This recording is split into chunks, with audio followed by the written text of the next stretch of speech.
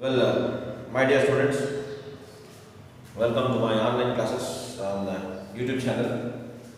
We have completed 8th chapter, that is Human Health and Diseases, in today's class. And from this class onwards, I will be handling 9th chapter, Strategies for Enhancement in Food Production.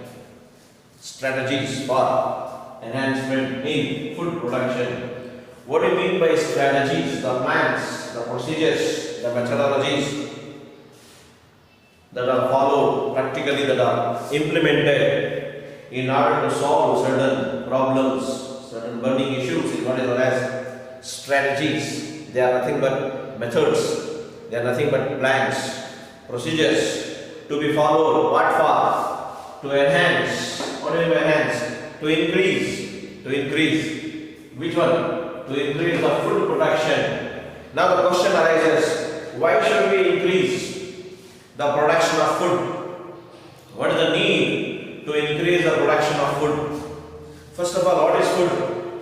What is food? Fine. That gives energy. You have studied in first year. Fine. Simple substance that is easily digested and releases energy.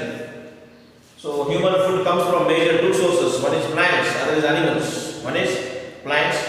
Major sources, two major sources, one is plants, and that too in these two major sources, the major part is from plants and from animals, in the form of vegetables, fruits, in the form of milk, in the form of meat, in the form of eggs, is nothing but food. So human food, by this we can understand that human food is from nature, and human food should be natural. Whatever the industries, the factories, they produce food items, so-called food items like ice creams, biscuits, chocolates, other things. They are not basically food. They are not foods. Right? Human food comes from nature. They can be considered as junk foods, or they can be considered as accessory foods.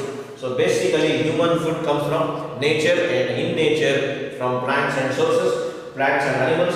From these two major sources. Why I am giving you these points? Because in this chapter we will be discussing, we will be understanding about the techniques that are applied, implemented in plant breeding, in agriculture, in pisciculture, in sericulture, in aquaculture, right? In plant breeding, in plants, whereas there are animals, in animal breeding, in fisheries, in poultry. What are the new techniques to be adapted? Okay? What are the scientific methods to be applied so that we can increase the production of foods like vegetables, fruits, milk production, number of laying of eggs, meat production, honey, right? Fisheries, all these are the major sources of food in nature, comes from nature. So this has been obtained from nature in a traditional way. Which way? Traditional way. In a conventional way, by farmers, by people, right? To get the food, to produce the food supply.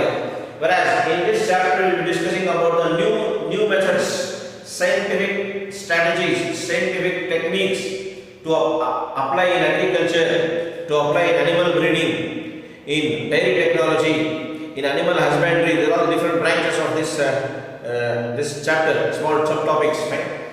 So we will be discussing about all these things, how to apply, how to increase this food production. Now you understand that we have to increase the production of food. Now the question comes, why should we increase? Because of the constant increase in the human population. In the human population, day by day, minute by minute, human population is increasing. To meet the demand with the increasing population, to fulfill the demands of the increasing population, food production has to be reduced. One more reason why, because the agricultural land day by day is decreasing. The land is decreasing. Human population is increasing, whereas the agricultural land is decreasing. Right? Inversely proportional. How it can be balanced? How agricultural land is decreasing? By industrialization, by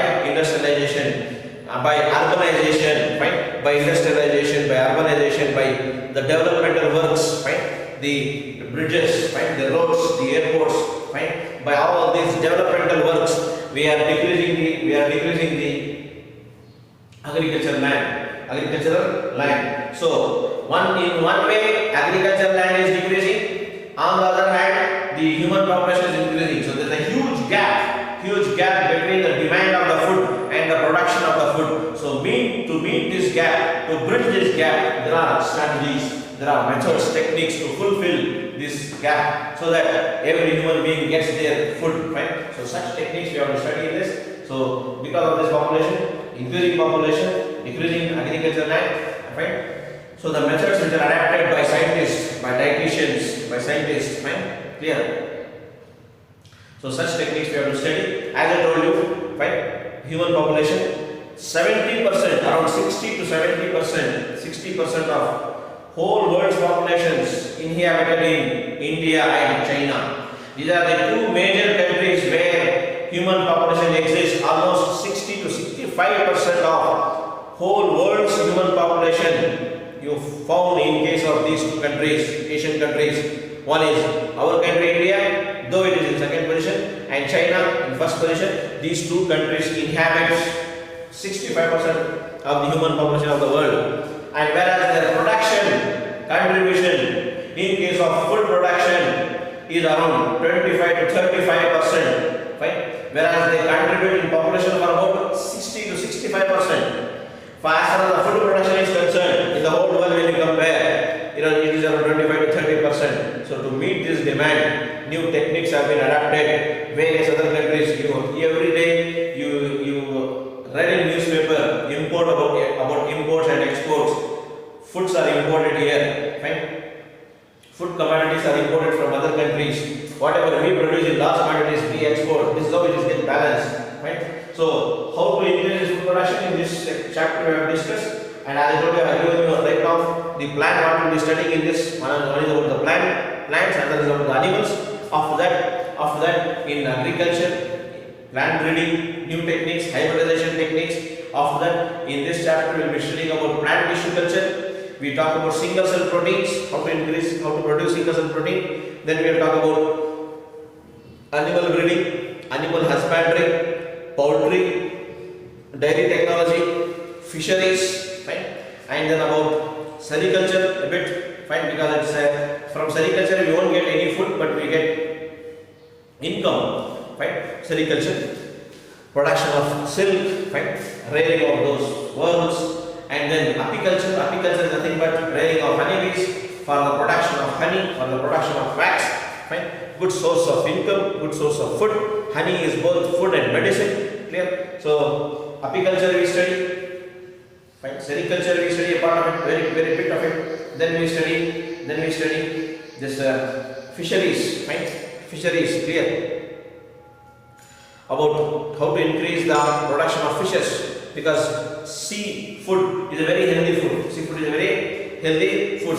Fine. So because fishes and other water animals which are used as foods, major source of foods in many states and many countries. Fine. Seafood is a healthy food. You don't get, because the animals don't get infected with diseases. So seafood, fine. Very good food also, tasty food also, and major contribution as far as seafood is concerned. Fine. Pisciculture is the study of pisciculture is the practice of rearing of fishes and other animals, right, which are used as food. So that we study in this topic. Poultry we study, right? Then animal husbandry, single cell protein, plant tissue culture, techniques to study. So all that is included. So it is the introduction part, right? After independence, our country struggled to meet the demand, demand of the food, right? To meet the demand of the food, because after agriculture, right? After independence, right? Clear. So human population was increasing quite fast, whereas the agriculture land, fine, agriculture was low. So we Indians suffered a lot as far as food is concerned. So there was a big challenge for the independent India to meet the demand. In 1960 to 1970. Indians struggled a lot to meet the demand of the food and also many diseases. So in 1970, one revolution occurred. That is known as, fine, operation food about the new techniques to adapt. In that year, after 1970s, one scientist from India, from Kerala, Dr. Varghese Curie, he gave different techniques, methods to increase the dairy production. That was a very revolution because of the milk production in the dairy and the dairy products because we get many foods from dairy, not only milk in the form of curd, yogurt, lassi, and paneer, khoa. All these are all the parts of the food commodities. So in dairy technology, revolution was brought. New techniques were adapted. Right? Similarly, in case of agriculture, new techniques, breeding techniques, right? Transgenic plants, different methodologies, hybridization methodologies was being brought about by Dr. Professor M.S. Swaminathan from Tamil Nadu, very eminent scientist, very eminent name in case of plant breeding, right? And he is also considered as the father of green revolution in India. Similarly for the whole world, in 1966, Norman E. Borlaug, there are the introductory points which will give you an idea of what we study in this chapter today. Norman E. Borlaug is the father of green revolution for the whole world. He tripled the production of rice, tripled the amount of production of rice, doubled the amount of production of wheat. Right? We are number second in wheat production after China. We are number one in the whole world as far as milk production is concerned. India stands number one with the contribution of Dr. Curie Varghese as far as milk production is concerned, milk and milk production is concerned. And we stand number second in the wheat production after China. Right? So Norman E. Borlaug is considered as the father of green revolution for the whole world. His concepts, his practices, his techniques were adapted and to our conditions, Indian agricultural conditions, those formulas, those techniques were adapted by M.S. Swaminathan. He implemented his own formulas, rules, regulations, strategies, plans, and he increased the production of rice because rice is the most stable food in the world. In our country, rice is used, right? And wheat is used largely in case of North India, Central India. When you come down to South India, we use ragi and rice. So rice is a common factor here. Whether you are using wheat or using ragi or any other food, rice is a common thing. So the rice is considered as the most stable food in the world, not only in India. So he increased the production, tripled the production of rice, doubled the production of wheat. So same concepts have been adapted here by M.S. Swaminathan, Dr. Professor M.S. Swaminathan. He is considered as father of green revolution in India. After that, one is white revolution by Varghese Curie, green revolution by M.S. Swaminathan. After that, blue revolution. Why what we call as blue revolution? Because of the sea water looks blue. Right? In physics, you have studied because of the reflection of the sky. So when the production, Bhubaneswar is the center of fish production, largest fish production, we export fisheries and fish products to many other countries, to the Gulf countries, to the European countries, fishes, right? Fish products, right? Processed foods, processed fish products are also exported from Chennai, from Calcutta, from Mumbai, from Kerala, from Bangalore. So, but Bhubaneswar is considered as, right, in Orissa, Bhubaneswar is considered as the center for blue revolution. Why we call it as a blue revolution? Because they brought the revolution in case of fisheries, how to produce fisheries, how to rear fisheries, how to culture fisheries, right? Different, by creating artificial ponds, by creating, right, different techniques, by applying different techniques, the number of fish production increased, right? So it is known as blue revolution. The increase in the agricultural foods by different techniques is what is known as green revolution, and by increasing the milk and milk products is what is known as white revolution. So in case of this, when we study about animal foods, first topic is about animals, right? Then about the plants, right? So in animal breeding, what do you mean by animal breeding? The rearing and caring of animals is a part of agriculture. Agriculture, farmers, you might be knowing that farmers always used to rear poultry. Farmers always used to rear animals like sheep, buffaloes, right? Cows, right? And in North India, we come across camels. In some other parts of the world, horses are used in agriculture. Fine. So other animals which are used in agriculture and also as a source of food are known as livestock. They are known as livestock. So here, in case of farmers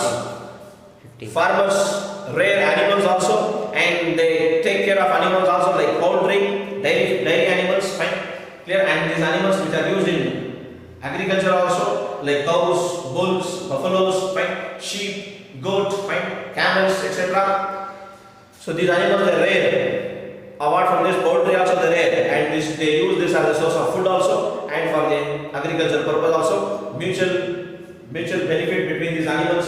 The waste of these animals is used as fertilizer, and the waste of those plants or yield is crop is used as a fodder or feed for the fodder and feed for these animals. So this is what includes agriculture. Agriculture doesn't only mean that rearing and growing of plants. Agriculture is a very broad science, very broad field that includes plants also, that includes animals also. Fine. So in agriculture, both are included, plants and animals. So in animals, we have to study about animal breeding, animal husbandry. Fine.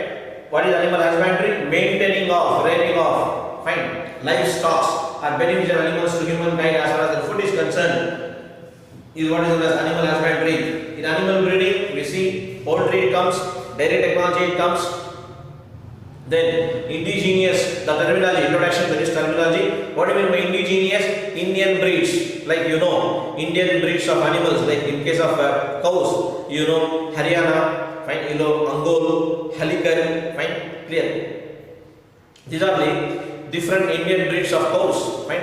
Indian breeds of buffaloes like Murrah, Surti, Mehansa, Jafarabadi, Allahabadi. These are the Indian breeds. So I'll write in the next class. We will start introductory points now. So in Indian breeds you have different, whereas in case of cows, cattle, fine, the exotic breeds. Exotic refers to foreign. What do you mean by exotic? Foreign, which we have imported from other countries. Fine. Opposite to that is indigenous. What do you mean by indigenous? The animals which are native to our country, which are basically found present in our country, native to India. Such breeds are known as indigenous breeds. Fine. In case of cattle, we have seen which are Halikar, fine, Angol, Haryana, fine. Then Siddhi, fine. These are all the different cow breeds, indigenous breeds. In case of exotic breeds, cows, we see Holstein Friesian, common name as HF. Everybody might be knowing nowadays these cows are more in number than our indigenous breeds because of the benefits are there. We'll talk about that later. HF means Holstein Friesian, and apart from that, New Jersey, you all know that, Jersey, and then Red Dane, then Swiss Brown. These are all the 4 different breeds of exotic breeds of cow, fine, and the exotic breeds of buffalo also. What we have, the indigenous breeds of buffalo like Murrah, Mehansa, Surti. These are the different breeds of animals, fine, which are reared for the agricultural purpose, and also is used as the source of food as far as the meat is concerned, as far as the milk is concerned, fine, and milk products are concerned. Sheep are used, different breeds of sheep, indigenous breeds, exotic breeds.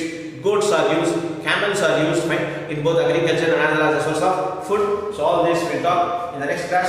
Animal breeding and poultry, dairy technology. The first topic will start in the next class. Just in today's topic is introduction to this chapter and what the different subtopics we'll study in this chapter. So keep studying. God bless you. Do take very good care of yourself. Good luck. Take care.